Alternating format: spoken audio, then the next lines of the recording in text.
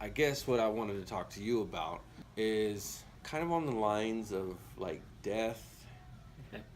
people living, not necessarily anything religious. So, I mean, if we can try to stay away from the religious standpoint, not because, of how we believe or how anybody else believes, just because I want to leave that key out of this equation, Okay. if it makes sense. Okay. So, kind of life and death, but like the type of society we live in, you know, kind of everything based on like, yeah, we joke around with you and me being old. Obviously, I've got gray hair, but in actuality, yeah, we have lived a long time. I remember the '80s, and You didn't do it right. well, yeah. Oh, everybody said, okay, yeah, I know, I hear that. So I would ask you, kind of more on lines of that though.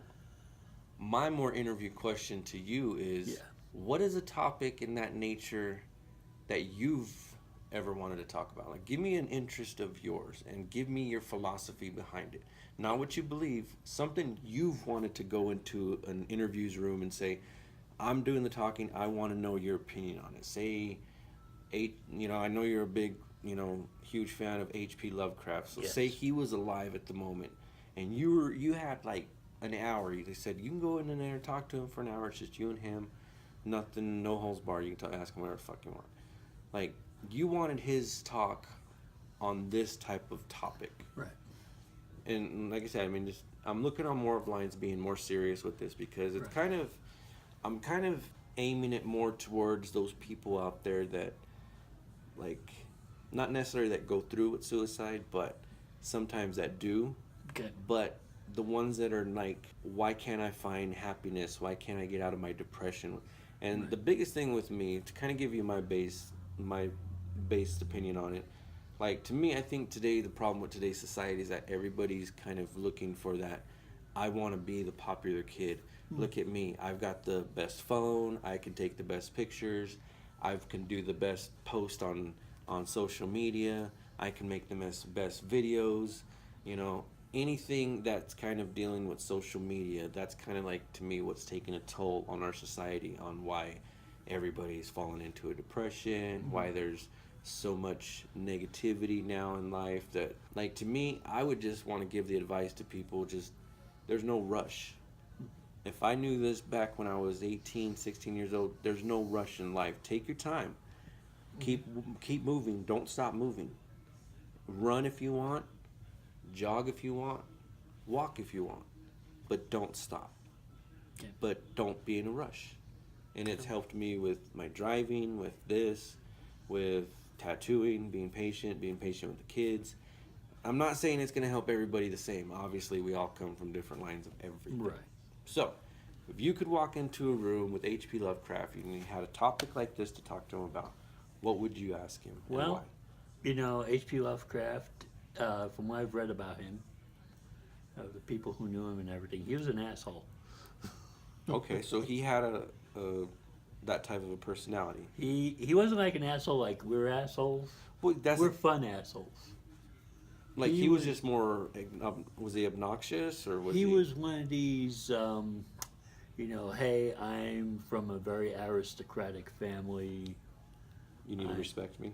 what's that? You need to respect You me. need to respect me because I come from this line of money and Really? yeah. He was an arrogant He was fuck? an arrogant son of a bitch. Okay. And people who knew him, and what I've read about him too, Hmm. he was pretty much very self-absorbed. He was actually married for a while, but he wouldn't know it because his wife was always away working, and he was always doing his thing, writing stories and going around and visiting friends and hanging out with his homeboys and everything. And that's what he was doing. And it's like his wife was carrying the financial burden. Now it's cool if it's like, hey, wifey, I'm in a little bit of a tough time right now. I need to find me a job. If you want to try and hold the fort while I'm doing that, cool. But in my opinion is, when you get married, it's kind of a share thing. It's like, it's not like, oh hey, I'm gonna do this and you're gonna do that, and I'm gonna rely totally on you. No, it's like you kind of both have to chip in. That's why I don't get married, because I like doing things my own. Automatically, it just you fall into that category. Yes, I just want to do my own shit. I don't want to bother anyone. You know, and if people are going to be married, well, that's a teamwork deal, and that's what they should realize. And when you're doing a teamwork deal, it's not always going to be fun. It's not always going to be pleasant. But H.P. Lovecraft seemed to forget that element. He was still out for doing what he wanted. As a matter of fact, he was poor because back in those days they didn't have things like Social Security and stuff. And They didn't even have electricity, right? they did have electricity. Oh, they did? Okay, so it it was was- starting to come around, but still gas lamps and everything. Yeah.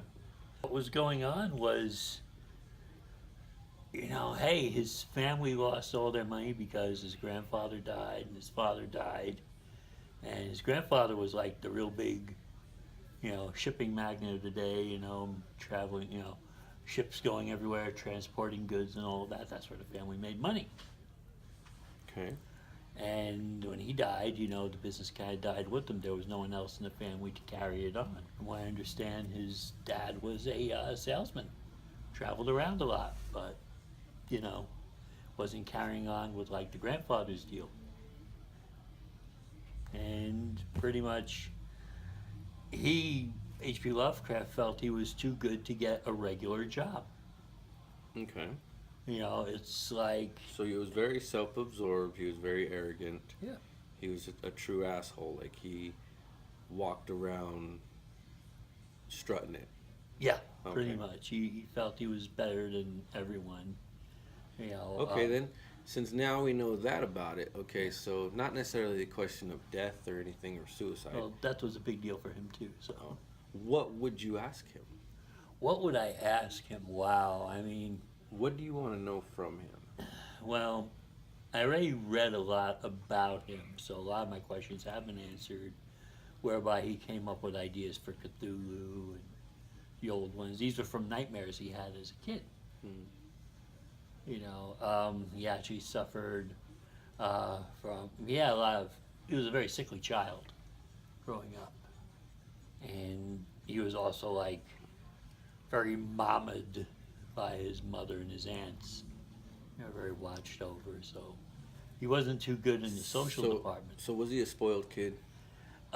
Initially, you would say he was spoiled because he came from money. Said, "Oh, I lost all that money. What am I going to do to try and come back to maybe living that lifestyle again?" He always felt he lived that lifestyle. He always felt he was entitled to it. Even when he was dirt poor, he felt like, I'm not going to work. I'm not going to do a regular job. I'm going to be an artist. I'm going to write. I'm going to do all these stories. I'm going to be a writer. That's what his intentions were. Yeah, he wanted to write. That was it. It's like, well, dude, you got to pay the rent. I don't have to worry about that. Where are you going to get the money from? I'll write. Okay.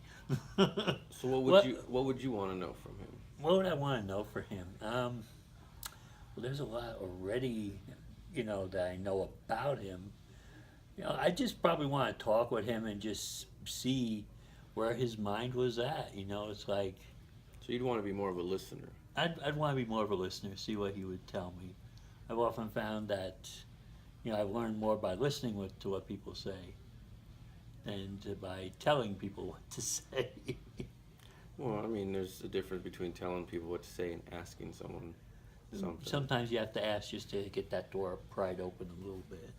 You know what I think is one of the biggest killers of our society's morale these Okay. days, especially with these kids nowadays. Even they fucking all have cell phones and smartphones, all that shit. The biggest killer is just the way that these kids still act towards each other. It's like, now I get it. Back in the day, like, and this like I said, I always talk with my intent to just speak about whatever. So whoever gets mad, it's fine. That's why it's called Truth Is Not Treason. Yeah.